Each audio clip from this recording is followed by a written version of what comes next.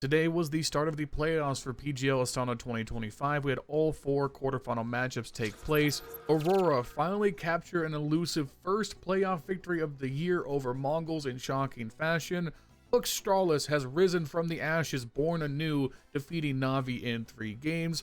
Furia continued to impress with their new lineup, taking care of MiBR in just 2 games. And finally, NIP put up a game fight, but Spirit are simply too overwhelming to handle. Our semifinal matchups are set for tomorrow. Let's go ahead and recap the action for today, and then towards the end, we'll take a second and make some predictions for tomorrow as well. If you guys enjoy this kind of content, make sure you show me by leaving a like, leaving a comment down below, and subscribe to the channel if you haven't already. Help me hit 10K by the end of the year. And one last thing, I want to go ahead and plug my Twitch channel, twitch.tv/LionHeartZ. I stream damn near every day at 7:30 p.m. Pacific Standard Time. It would be immensely helpful if you guys went over and dropped a follow there as well. And let's go ahead and thank today's sponsor. Austin, Texas, brother. The first American major in 7 years. 32 teams will enter, and only one will rise above and enter into history. While the action unfolds in the server, you can fight your own battles and predict who will win. 4 stages. Make the right choices and win awesome prizes. Show off to all your friends that you do in fact know ball. Participate in Skin Club's major pick'ems with the first stage starting on June 2nd. Check the top link in the description to go ahead and get started. And lastly, remember, Skin Club is an online gambling service. If you choose to play on Skin Club, please do so safely and responsibly. Do not gamble if you are under 18 or live in a country or jurisdiction that restricts gambling. Gambling addiction is a serious issue, and if you or a loved one are suffering from gambling addiction, you are not alone. If you live in the US or Canada, you can reach out toll-free to 1-800-GAMBLER for help. Please be safe, and thank you to Skin Club for sponsoring this video. Alright, getting right into it, our first series was between Aurora and the Mongolz, and if you remember to yesterday's video, my prediction at the end of that was going to be Mongolz winning, though I did preface that both these teams are known for historic, unreal, god-tier levels of choking in the playoffs. So yeah, it was definitely possible for Aurora to win, but I think they came out the gates playing some of their best Counter-Strike in quite a while. Literally everything that I was complaining about going wrong in the group stage was honestly not present here. Wicadia looked much better, Woxic was night and day different, Zontaras was getting incredible impact, and the calling from Major was looking absolutely sublime.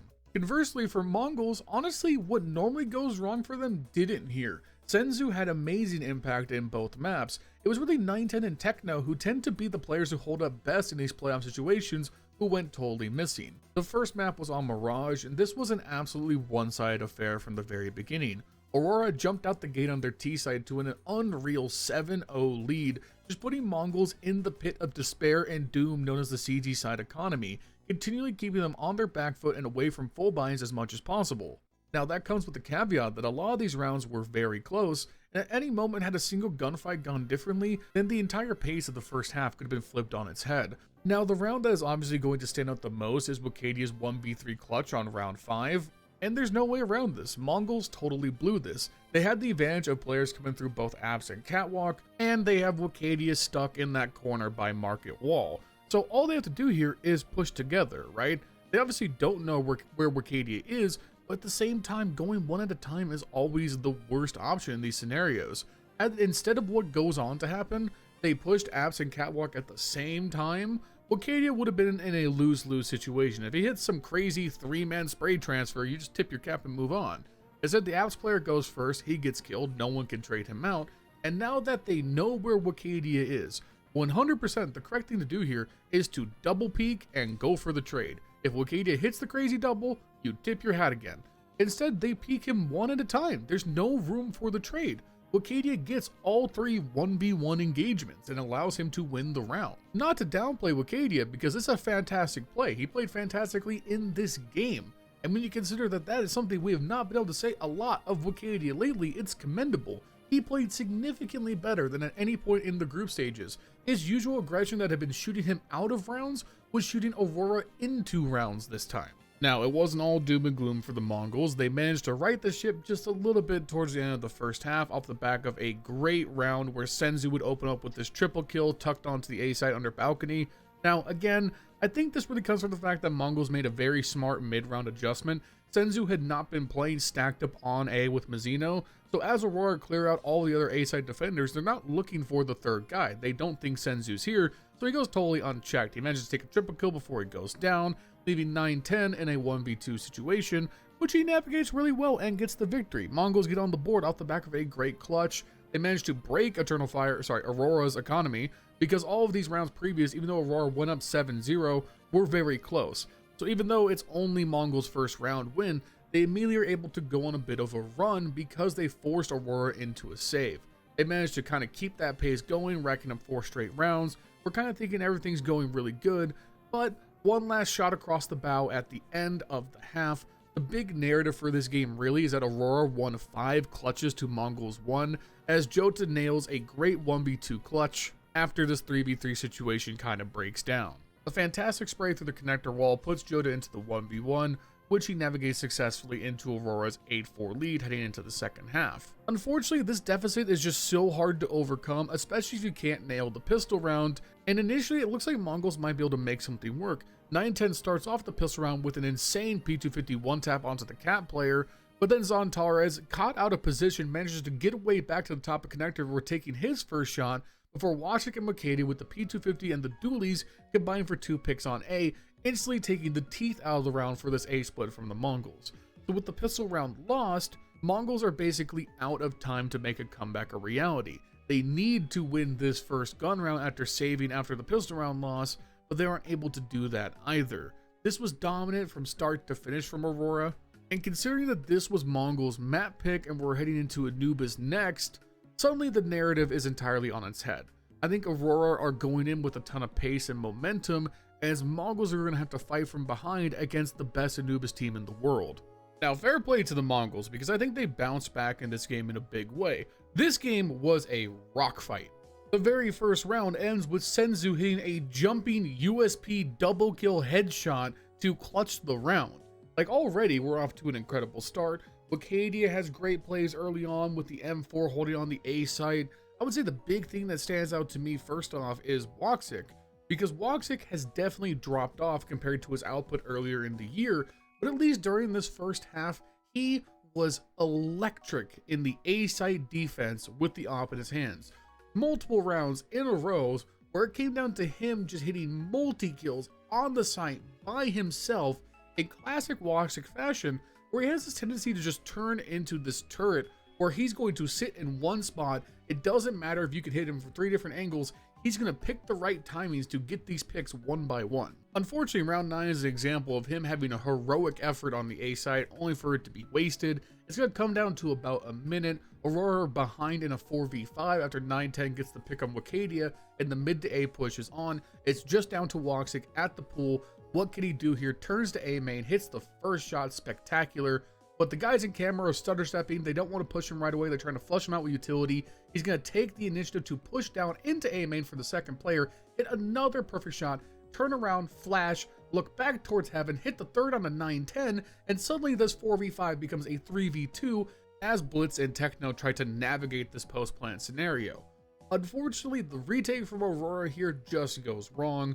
Blitz gets a pick on the player coming through camera, and then Techno hits an awesome double kill spray down on the 2 players coming through A main. Wachsik cannot cap off the round with either a 4th or 5th kill, allowing Mongolz to cap off a round that frankly looked like they were going to lose 10 out of 10 times. Beyond this early back and forth though, Aurora definitely seemed in control of this game, especially as we get into the second half. The T side is really flowing. Obviously the CT side of Anubis is just difficult to navigate for any team in the world, but I have to give Mongolz a lot of credit. They were down in a severe deficit at one point, looking at elimination with an 8-12 scoreline, and they won 4 straight post-plant situations to push this into overtime. That is incredible, because the amount of post-plants that are converted even to begin with in the current meta are really, really low. Planting the bomb is one of the most guaranteed victories in current day Counter-Strike. To be able to navigate those situations on such a T-sided map, it just takes a lot of commendation. Unfortunately, in the overtime, I think that Mongolz just were not up to the task in this matchup. The firepower was really being let down, and when you finally get Jota online alongside Wakadia, Wachsik, and Zontarez already playing well, that's when Aurora become this overwhelming force we've seen them be several times throughout this year. Back-to-back multi-kill rounds to start the T-side of overtime for Jota really helped spearhead Aurora's victory in this series 16-14. They advanced to the semifinals. The Mongolz are denied yet again another deep playoff run, though I have to be entirely fair to the Mongolz. I don't think this is as much they choked, at least on Anubis, as much as Aurora turned up with form we have not seen them bring in quite a while. I think both teams overall played very strongly. Aurora just played better in this series. Our next game up was NAVI taking on Astralis, and listen man, no more hooksy doubting. We are in the age of the hooks. The Giga Chat is here whether you like it or not, because not only is his first event with Astralis, it's his first playoff appearance with Astralis, and now it's his first playoff series win with Astralis over, honestly, a still competent NAVI team. We talk a lot of smack about NAVI. Listen, they're still very, very good, consummate to the level of competition at this event. And I think NAVI actually played pretty good in all three of these games, but Astralis were just consistently better in the key moments. One step at a time, let's take it one map at a time. First up we have a Nuke, where we're going to iris in specifically on overtime right away, because I want to get to the good stuff and no other ulterior motives. So Astralis are in a perilous position. They are trying to force overtime with literally no money in the bank, a bunch of pistols, and like 2 MP9s versus a full bot NAVI.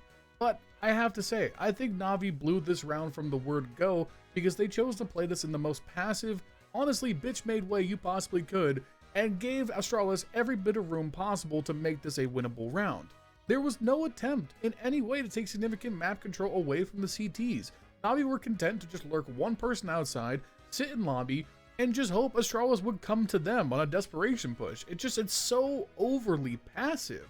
Like, you waste almost the entire round doing nothing. And then when suddenly it's getting down to like 40 seconds left, what do? You send Bit into ramp by himself with no possibility of trade. He goes down. Meanwhile, you're now at the point where you can't really go anywhere else except into a late A hit, right into the loving embrace of every Astralis player who's not on ramp. Like, this was so poorly managed. If this was a boxing match and NAVI had just rocked the shit out of Astralis, they decided to, instead of just finishing the match and knocking them out, let Astralis get a shot in, out of fairness, for no reason. In the first round of overtime, I do think NAVI get a little bit unlucky, as Yabby, who's been playing great up to this point in the game, does get very lucky on the secret cross where he catches Emma on the other side of the smoke and also does a ton of damage to one other player. So already not off to a great start. A little bit more time goes by, the players downstairs in secret start working the map control, the two lobby lurkers decide to make their way towards Trophy. Conveniently, Device is also moving up into Trophy himself, and he manages to catch a pick out there. He rotates fast to Heaven and catches his second pick of the round, and suddenly Wonderful and Alexi B are left in a 2v4, and that's just too uphill to overcome. Astralis would win 4 out of the 5 overall overtime rounds en route to this map 1 victory. And the big thing I want to point out here is the even spread of impact. All of Stair, Device, Down, and Yabby had 20 plus kills by the end of this game.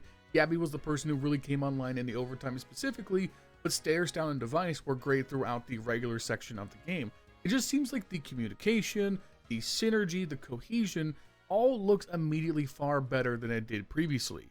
I don't think Hooksy is that significantly better of an endgame leader than Cadian. Certainly historically, Cadian is probably the better overall leader in Tier 1. But for right now, for what Astralis needs, it's clear that Hooksy better fits the synergy of this team, and we're seeing that in real time. This was not at all a weak opening map for NAVI. I would argue that they did win this map. Or rather, they should have, because that final round of regulation was supposed to be theirs, but they approached it in the exact wrong way and left the door open for a hungry Astralis team to take the lead. Now, credit to NAVI though, they would bounce back in a big way on Mirage and steamroll Astralis on the opening T side, going 7 rounds straight before Stair could claw around onto the board from the ether for Astralis to come up for air. This was a classic, vintage dominant NAVI T side where they just oppressed Astralis on the CT side by preventing them from having any mid control, then irising down into these side split takes that are so hard to deal with. And this is why NAVI can be such a hard team to read, because when they come out and everything is working, you still see the flashes of the team of 2024, the 6 straight grand finals, the team that dominated CS2's first year, but they struggle more often than not to bring that form when it really matters. Nowadays, these kinds of Mirage games truly are the outlier when they used to be the very best team in the world at it and would do it consistently game to game, tournament to tournament. Anyways, for Astralis, Aster was the best player in the server, going for 22 kills and a 1.66 rating. He was literally the only person getting anything done on their CT side disaster. Device and Stown had a terrible time, neither of them making it to 10 kills, with Stown being stuck on a 5 and 16 scoreline. Yeah, you guys got firepower diff, that's going to happen.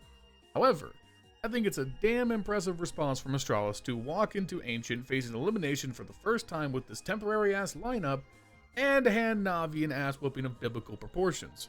13-6, just great fluid T-side dominance on a map that Astralis traditionally have not been very good on. They took advantage of just pistol round momentum, converting the early game in the first 3 rounds before NAVI can get on the board. NAVI managed to fight back and tie the game up 3-3 before Astralis could counter, then go on to win the rest of the half, winning 5 of the last 6 rounds. Not a whole lot of remarkable shit going on, though I do want to highlight this one very funny moment. It's round 9, and almost instantaneously, Wonderful and Emma are going to contribute opening picks that are going to put Astralis into a 3v5 situation. Astralis are going to do a good job of slowing down the pace and working map control, trying to see if NAVI will overextend and give something back for free. After some time has wound down, Yabby's going to hit a nice jiggle peek onto Alexi B and Caves, bringing it down to a 4v3 situation, and then Astralis are going to execute the maneuver.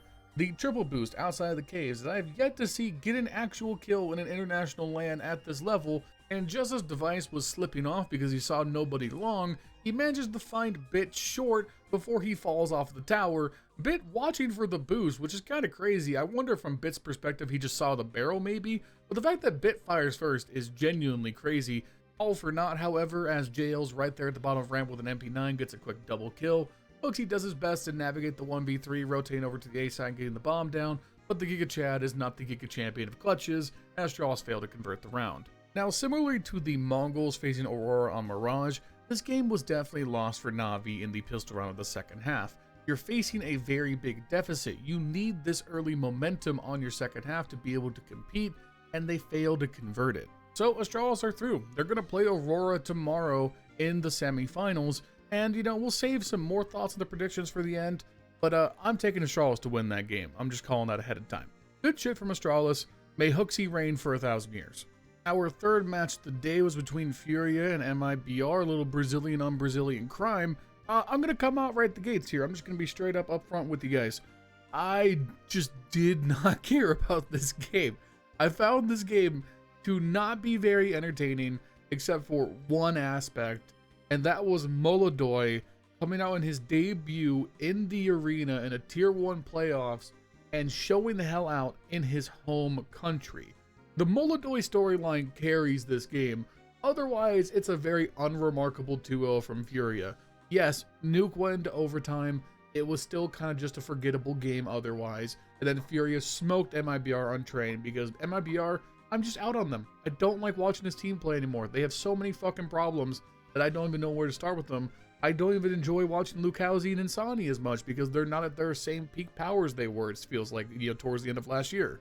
So we're just going to take this opportunity to glaze Molodoy for a few minutes and then move on. For the series, Molodoy in his playoff debut went 43-17 with a 1.54 rating.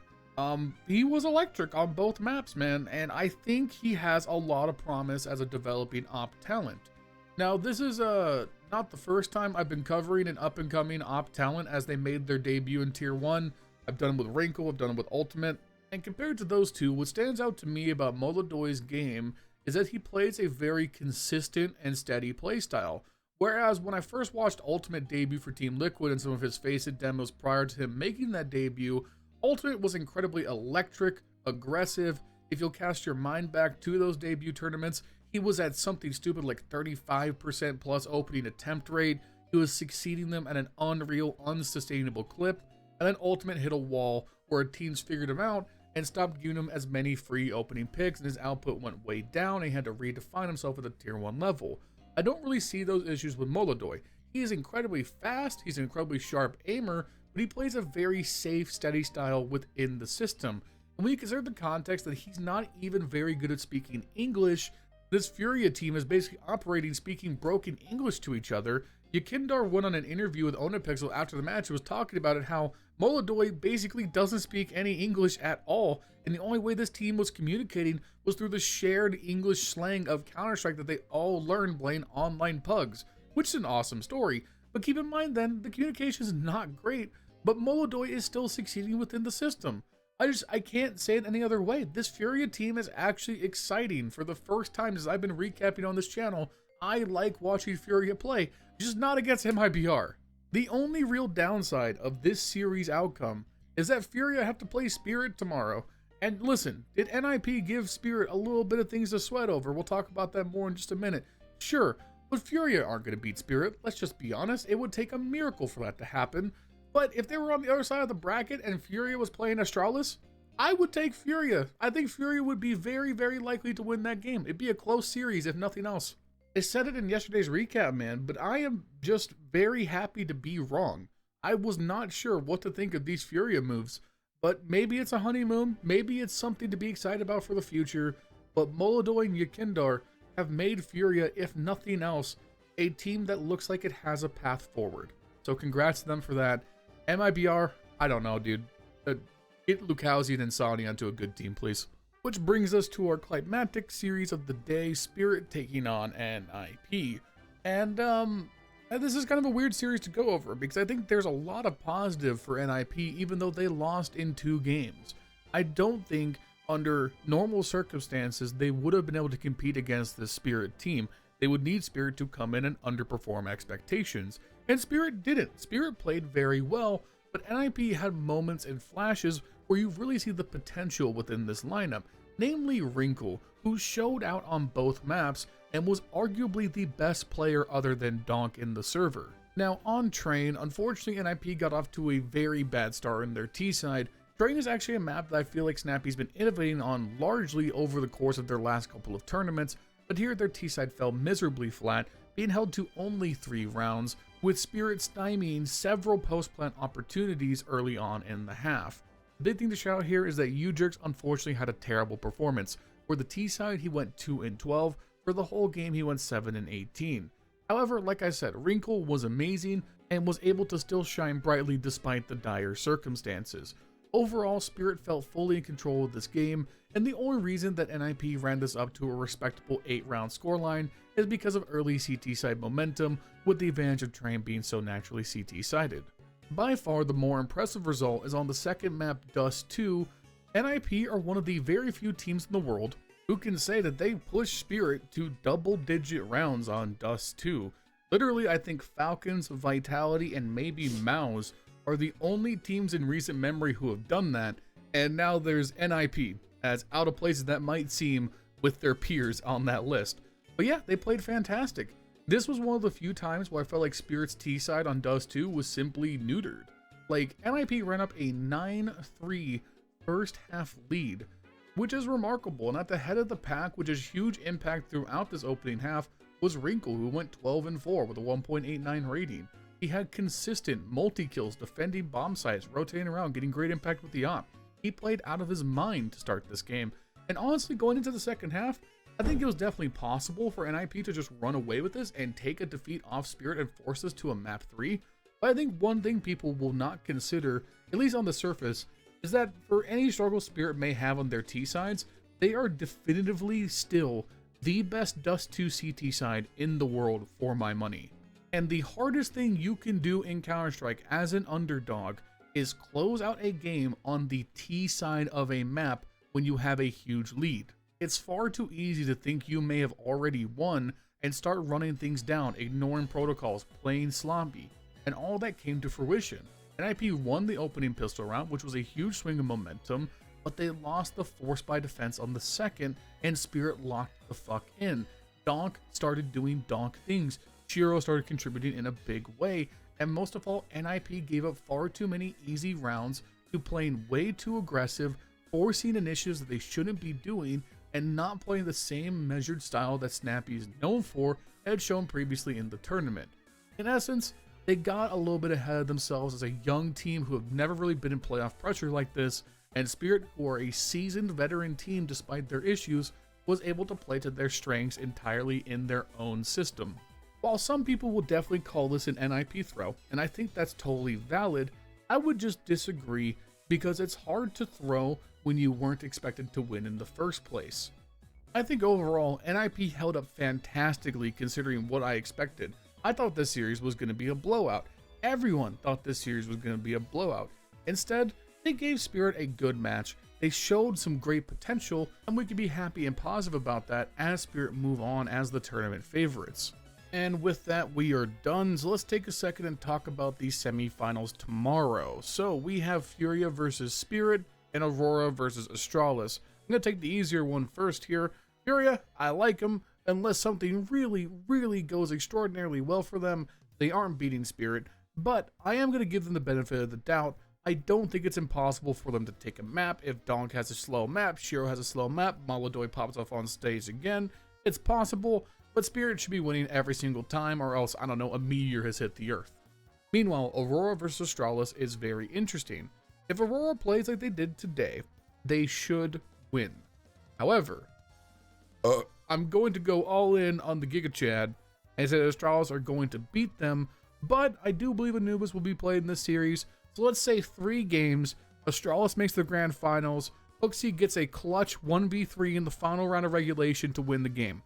Putting my money down now. Thank you guys for watching. If you like this kind of content, make sure you show me by leaving a like, leaving a comment down below, and subscribe to the channel if you haven't already. I want to hit 10K by the end of the year, so thank you so much for doing it. Thank you to Skin Club for sponsoring this video. Check the top link in the description, get 7% of possible next time you fill up. Please gamble safely and responsibly, and check out their Austin Major Pick'ems, which will be going live on June 2nd. Thank you to Skin Club.